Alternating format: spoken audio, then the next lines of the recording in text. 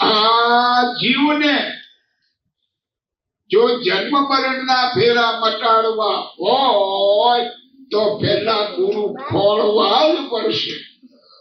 શાસ્ત્ર એમ કહે છે ગુરુ કરવા જોઈએ. આ તો આપણે તો આ કંઠી બાંધી એટલે ગુરુ લ્યો. આ ટૂંકુ ને ટચ થઈ ગયું. કંઠી પહેરી એટલે ઈવડો એ કે છે કે આ મારા ગુરુ, અને મારો રાજી થઈ જાય છે. અરે ભાઈ ગુરુ એમ થતા હશે. તમે દેશમાંથી અહીંયા ધંધા માટે આવ્યા છો.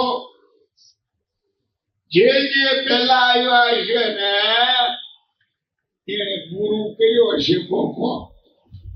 કોકની પાસે આવે ઈવડો ઈ કઈ કરતો હોય ઈ કે છે કે તારે માટે આ બરાબર છે, લે જોડાઈ જાય. આ કઈ આપણે જોડાના છે. ધંધામાં ગુરુ કરવો પડે છે. આવડે નહીં તો પણ આ યુગ એવો છે કળિયુગ. સાચા ગુરુ મળવા દુર્લભ છે. સાચા ઘડીકમાં ન મળે એટલે મહારાજ ઠેર ઠેર જઈને પ્રશ્ન કરતા. મુક્તાનંદ સ્વામીના જવાબથી રાજી બહુ થયા. આ સાધુ સારા છે નિર્માની. પછી રામાનંદ સ્વામી આવી ગયા. આ ભગવાન પુરુષોત્તમ નારાયણ આ જગતમાં પોતે જ પ્રગટ થાય. હજારો જીવોનું એને જ કલ્યાણ કરવાનું. ઈ દાસ થઈને કોકની આગળ શીખવા બેઠા છો. અનંત કોટી બ્રહ્માંડ નો અંતર્યામી ભગવાન એ નિર્માની થઈ. એની સૃષ્ટિના મુક્તાનંદ સ્વામી હતા. એની આગળ નિર્માની થઈ અને પ્રશ્ન થયો છે.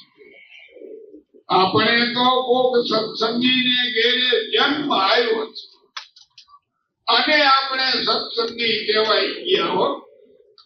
પણ સત વસ્તુને ખોળવા કેદી નીકળ્યા અને અસતને બગાતમાં રાખી અને સતનો આશરો લીધો ત્યારે સત્સંગી કહેવાય. પણ આ તો એને ઘેરે જન્મ આવ્યો. આપણો જન્મ આવ્યા પછી જાણવા જ માંગતા નથી. લ્યો, કારણ કે લેબલ લાગી ગયું મજાનું. સત્સંગી સત્સંગી ઘણા કે છે તમારે તો ભાવ દાદાનો સત્સંગ. સારી વાત ભાઈ, તમને નમસ્કાર કરીએ. પણ અમારા જેવા જાણીએ જવાને જ્ઞાન નથી. ખરેખર જે સત્સંગી નામે જાહેર થાય એને સત વસ્તુને ઓળખવી જોઈએ. ભગવાનને ઓળખવા જોઈએ. ઓળખ્યા પછી આશરો છે. ભલે એમને આશરો કરી લીધો પછી ઓળખવા પ્રયત્ન કરવો પડે. જો એ પ્રયત્ન ન થાય તો એ સત્સંગી બોલવાનું કહેવાય ભાઈ, નિશ્ચયાત્મક ન કહેવાય. અત્યારે જે કથા સ્વામીએ તમને કહી સાંભળતો હતો કેટલી વાત ઊંચી છે. આપણી ભાષામાં આપણે કરીએ સાંભળીએ પણ એ વાતને જાણતલ કેટલા. ઈ જો આંકડો મૂકવા જઈએ ને તો લગભગ ઓછો મળે. પછી આય સ્વામિનારાયણ, આય સ્વામિનારાયણ, આય સ્વામિનારાયણ. ત્યાં જગતમાં ઈ ઉપડી ગયું છે. હવે તો જે હોય એ સ્વામિનારાયણ. એટલે કોઈ જાણવા ઈચ્છતું નથી. સમજુ વર્ગે આ પ્રયત્ન કરવો જોઈએ.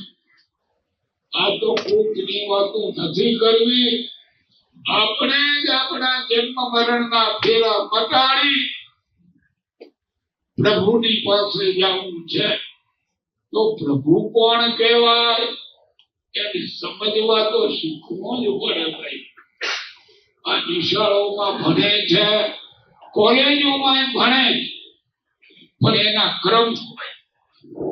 આ પહેલું વર્ષ, પછી આ બીજું, પછી આ ત્રીજું. પહેલા વર્ષમાં આટલું ચાલે, બીજા વર્ષમાં આટલો અભ્યાસ, ત્રીજામાં આટલો. જેટલું પાકું થતું જાય એમ ઉપર ચડતો જાય.